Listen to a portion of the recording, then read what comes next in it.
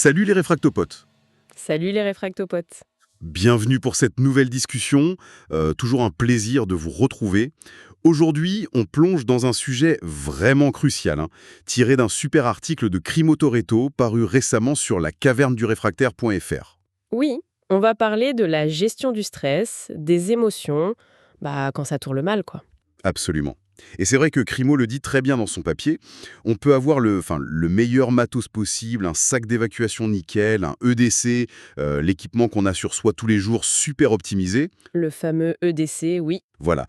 Mais si le mental, s'il flingue sous la pression, si la panique s'installe, tout ça, ça risque de pas servir à grand-chose en fait. C'est un peu le pilote qui compte, pas juste l'avion, tu vois. Exactement. Le facteur humain et surtout notre réaction au stress, ça peut être le maillon faible si on s'y prépare pas spécifiquement. C'est ça. Donc l'idée aujourd'hui, c'est un peu de décortiquer ensemble les pistes, les outils que propose cet article de la caverne-du-réfractaire.fr pour renforcer ce mental. Parfait. Alors, pour commencer, peut-être, pourquoi ce stress, qui est une réaction naturelle, pourquoi ça devient un ennemi en situation de crise? L'article de Crimo, il insiste pas mal là-dessus. Oui, à la base, le stress aigu, bon, c'est l'adrénaline, tout ça, c'est ce qui nous met en mode combat ou fuite. Ça nous donne un coup de boost pour réagir vite face à un danger. C'est le mode turbo de l'organisme, quoi. Utile pour un petit sprint. Voilà, c'est ça. Mais quand la situation stressante dure un peu ou que le stress devient trop fort, ce turbo, il se transforme en surchauffe. Et là, les effets négatifs, bien décrits dans l'article, ils commencent à poser problème. Ah oui, Le premier, et c'est peut-être le plus vicieux, c'est que ça brouille le jugement. ça veut dire qu'on devient idiot d'un coup. Non, pas idiot, mais notre capacité à analyser rationnellement, elle prend un coup, quoi.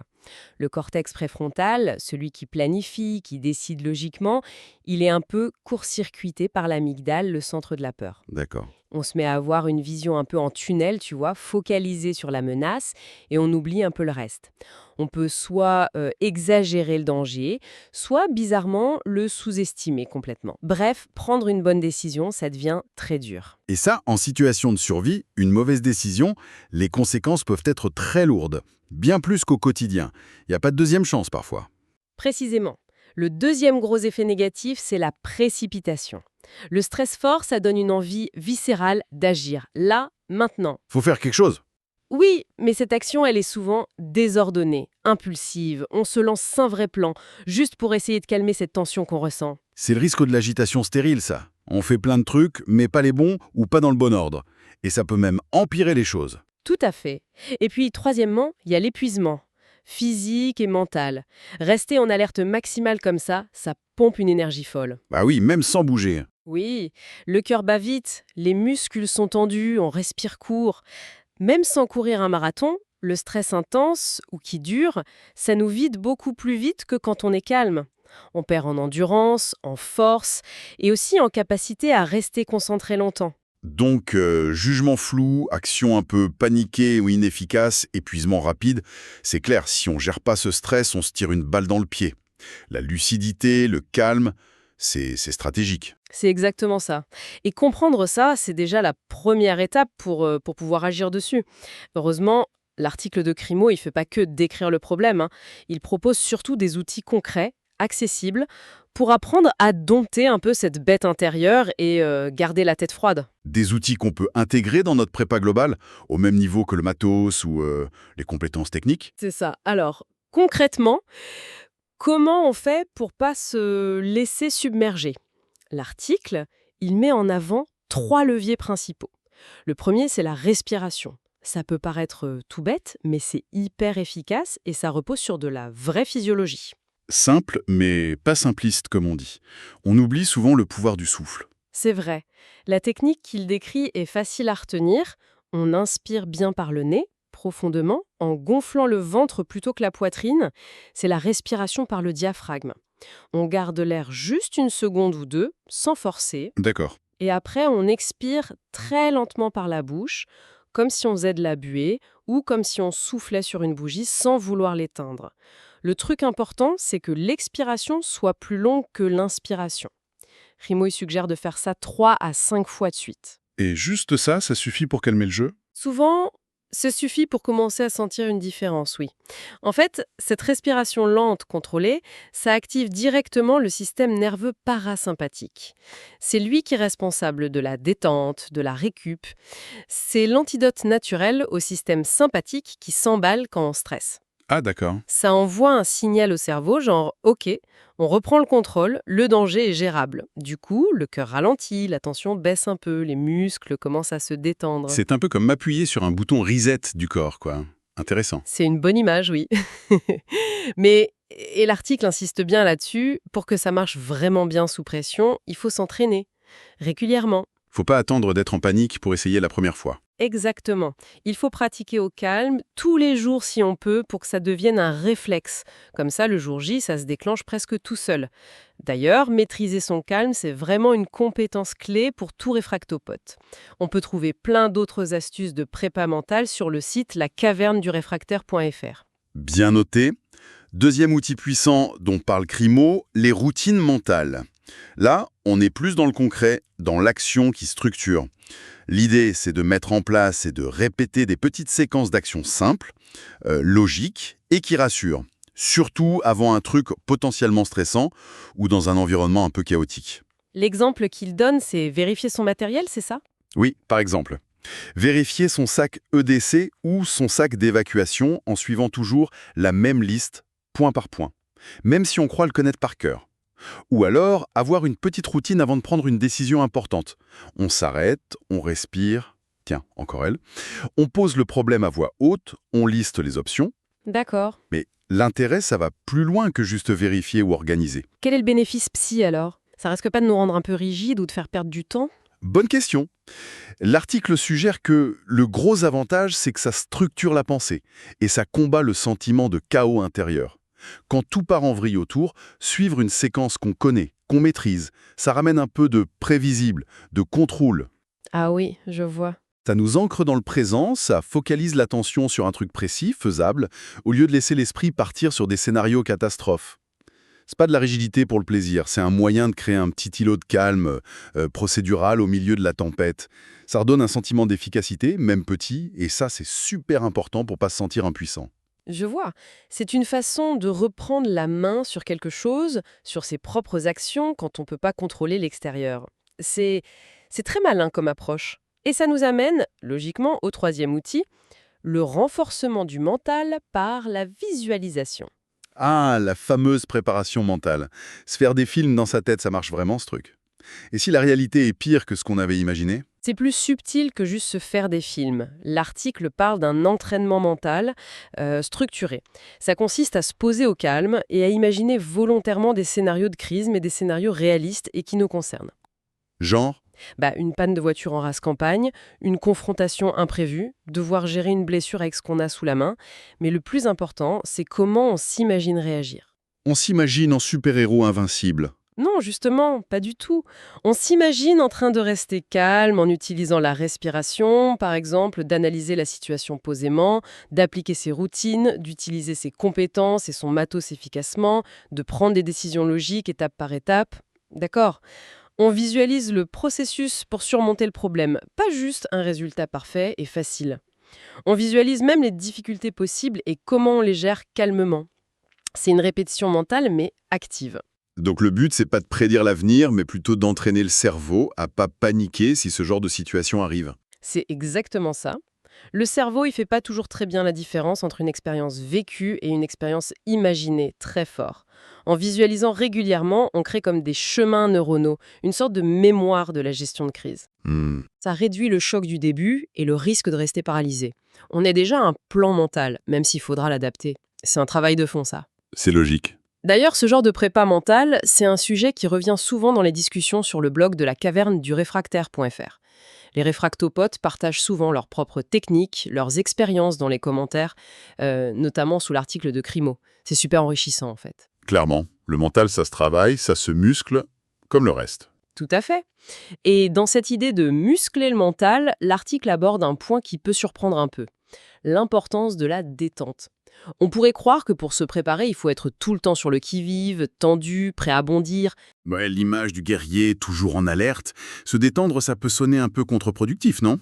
Ou comme un signe de faiblesse. de laisser aller. Mais pourtant, Crimo explique que c'est une erreur de penser ça. Un esprit qui ne se relâche jamais, il finit par s'user, par perdre en clarté, en réactivité. La tension permanente, ça bouffe les ressources cognitives. D'accord. À l'inverse, un esprit qui sait se mettre au repos, récupérer, eh bien il sera plus lucide, plus alerte, plus capable d'analyser une situation complexe et de prendre les bonnes décisions rapidement quand ce sera nécessaire. La détente, c'est pas le contraire de la vigilance.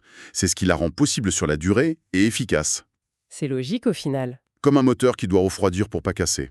Donc, la détente, c'est pas du luxe, c'est de l'entretien préventif pour le cerveau du réfractopote. C'est une super façon de le voir. Et l'article va même plus loin. Il suggère d'intégrer des pratiques de relaxation ou de méditation guidée. Il cite par exemple des plateformes comme Peace and Pause, non pas juste comme un truc de bien-être, mais comme un vrai entraînement à la maîtrise de soi. Ah oui, Hmm. apprendre à calmer volontairement ses pensées, à focaliser son attention, à relâcher les tensions du corps, ce sont des compétences qui seront hyper précieuses le jour où le stress montera en flèche. C'est un investissement dans sa propre résilience, en fait. Et cet investissement, il peut être complété par d'autres choses, j'imagine. Par exemple, savoir qu'on a des outils fiables pour certains aspects, ça peut réduire le stress de fond. Avoir une gourde filtrante Okeo, par exemple, ça enlève le souci de l'eau potable. Oui, c'est à mon point. Savoir que ces communications sont sécurisées avec un service comme ProtonVPN, ça peut aussi calmer certaines angoisses liées à la surveillance ou au piratage. Et pour ceux qui cherchent un coup de pouce plus naturel, des compléments comme ceux de notre partenaire Santarom Bio peuvent aider pour le stress ou le sommeil, ce qui est crucial comme on va le voir. Tout ça, ça fait partie d'un écosystème global de préparation, quoi. Tout à fait. L'approche doit être globale, holistique. Mais l'article de Karimo est vraiment bien fait. Parce qu'il donne pas seulement les clés du succès, il met aussi en garde contre certains pièges, des erreurs classiques qui peuvent saboter tous les efforts de gestion du stress. Oui, les trucs à ne surtout pas faire, c'est aussi important de les connaître. Le premier piège qu'il mentionne, c'est de vouloir à tout prix cacher son stress. Faire bonne figure, serrer les dents, faire comme si tout allait bien. Jouer les durs. Pourquoi c'est un piège, ça? On pourrait penser que c'est une forme de contrôle, non? L'article explique que c'est une bombe à retardement. Le stress qu'on refoule, il disparaît pas, il s'accumule à l'intérieur. La pression monte sans qu'on le voie jusqu'au moment où, paf, ça explose. Souvent de manière disproportionnelle et au pire moment possible. Ah oui. Alors que reconnaître son stress, l'accepter sans juger, genre « ok, là je sens que ça monte », c'est la condition indispensable pour pouvoir ensuite utiliser consciemment les techniques comme la respiration ou les routines. L'honnêteté avec soi-même, c'est la base de la gestion. C'est une forme d'autolucidité, oui, essentielle. Le deuxième piège, c'est de chercher la perfection, le contrôle absolu, vouloir tout maîtriser, prévoir chaque détail, laisser zéro place à l'imprévu. Mais c'est un peu le but de la préparation, non? Prévoir au maximum? Prévoir, oui. Contrôler absolument tout, c'est impossible. Surtout dans une crise qui est par définition chaotique, imprévisible. Vouloir cette perfection irréaliste, ça crée une pression énorme et ça mène direct à la frustration. D'accord. L'article suggère plutôt d'accepter qu'il y aura toujours une part d'incertitude, de brouillard de guerre. Il faut se concentrer sur ce qu'on peut vraiment contrôler. Nos réactions, nos émotions grâce aux techniques qu'on a vues, nos actions immédiates, l'utilisation de nos compétences, le soin qu'on apporte à notre matériel. Faut apprendre à lâcher prise sur ce qui nous échappe, sinon on s'épuise mentalement pour rien. Se concentrer sur sa zone d'influence directe, quoi. C'est un principe sage, même en dehors des crises d'ailleurs. Et le troisième piège, c'est le plus basique, mais peut-être celui qu'on oublie le plus vite sous pression. Négliger les besoins fondamentaux du corps. Ah oui, manger, boire, dormir. L'article rappelle un truc simple. Un corps fatigué, déshydraté ou en manque de sucre, il est beaucoup moins résistant au stress. Le seuil de tolérance s'effondre. On devient irritable? Oui, irritable, impatient, la concentration disparaît, les erreurs de jugement augmentent. Prendre soin de sa machine, c'est la base de la performance mentale. C'est la fondation, quoi. Si la base est pourrie, tout l'édifice de la prépa mentale risque de s'écrouler au premier coup de vent. Pensez à des trucs aussi bêtes que d'avoir toujours de quoi boire, d'où l'intérêt d'une bonne gourde, filtrante au cas, qui assure l'accès à l'eau, ou d'avoir quelques snacks énergétiques dans son nez d'essier. C'est pas du détail, c'est stratégique pour garder son cerveau fonctionnel sous stress. Exactement. Prendre soin de soi, corps et esprit, c'est pas égoïste. C'est une partie essentielle de la préparation et de la résilience. C'est d'ailleurs une philosophie qu'on essaye de pousser sur lacaverneduréfractaire.fr, une approche globale qui intègre le matos, les compétences, le mental et le bien-être physique. Partager cette discussion avec d'autres réfractopotes, ça peut justement les aider à penser à tout ça. Donc, si on résume les messages clés de l'article de Crimo Toretto sur lacaverneduréfractaire.fr, notre capacité à rester calme, lucide, maître de nos réactions sous pression, notre sang-froid, c'est peut-être notre outil le plus précieux. Avant même le meilleur couteau suisse ou le sac EDC le plus complet. Oui, C'est ce mental qui fait la différence. Et la bonne nouvelle, c'est que c'est pas un don du ciel. Ça se travaille, ça s'entraîne, volontairement. oui, par des techniques concrètes comme la respiration contrôlée pour agir sur la physio, par des routines mentales pour structurer la pensée dans le chaos, et par la visualisation positive et réaliste pour préparer le cerveau au coup dur.